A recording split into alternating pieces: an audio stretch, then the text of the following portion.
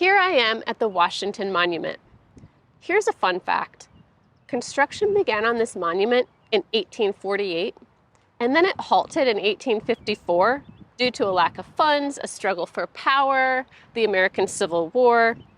If you look closely, you'll notice that there's a difference in shading between the marble on the bottom and the marble on the top. That shows where the construction stopped and then restarted 23 years later.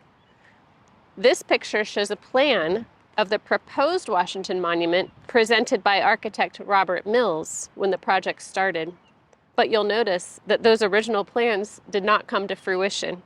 So basically, when we look at the Washington Monument, we're looking at a monument that took 40 years to build, with a 23-year gap in construction in between, when people probably passed by wondering, like, when is this stump of marble going to turn into something, or will it ever? And when it was finished, it wasn't exactly what was expected. Today is Easter, where we celebrate the resurrection of Christ. We Christians love to celebrate that Christ's resurrection. It is the biggest Sunday of the Christian year. It reminds us that Christ is divine and that miracles still happen. It reminds us of new life and transformation and renewal. And I love how it reminds us that even though Christ's ministry here was interrupted by his death, it was not the end of the story. It was not the end of his ministry. His resurrection brought restoration and transformation. But isn't our tendency to want new life and transformation and restoration and redemption and renewal, but without the gap in construction? We just hate those seasons where we feel pain and where we feel loss, or when we can't anticipate the future. I call those seasons wilderness seasons. We never choose a wilderness season. We surrender to it. We surrender to it because we have no other choice. Life demands it. Like maybe you retire and you have no idea what to do with yourself, or you lose a job, or you lose someone you love, or maybe you experience a miscarriage or infertility, or maybe you suffer from depression or loneliness or a scary medical diagnosis, or maybe it's a crisis in your family, or maybe it's estrangement from your family, or maybe you've been traumatized, or you struggle with an addiction, or maybe it's a loss of faith.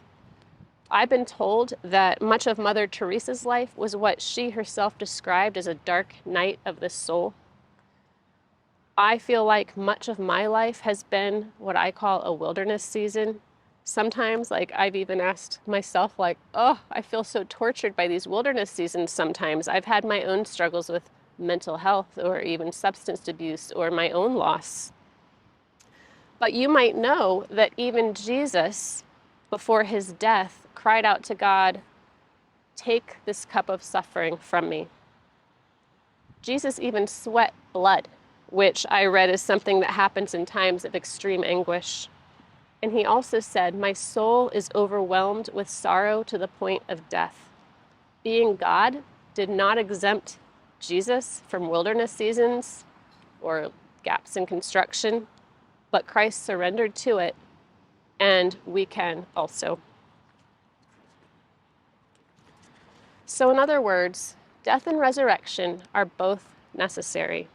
We need both to live courageously, to live fully, to live wholeheartedly. We cannot avoid either one.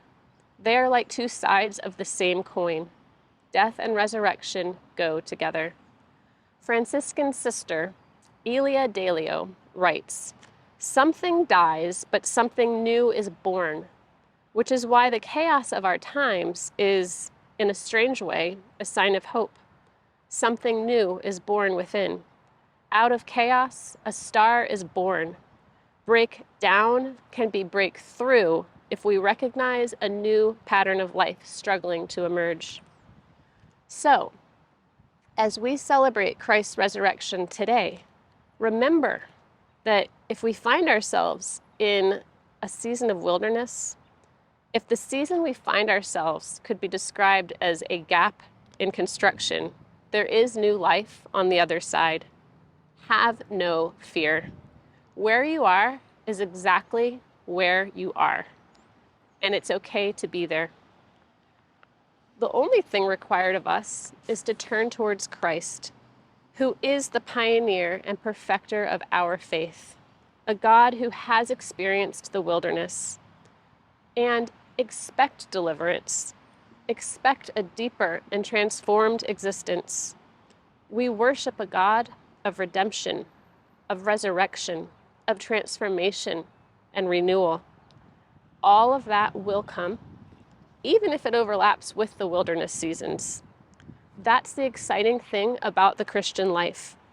So let us look for new signs of life and new ways of being today and in the days to come. Amen.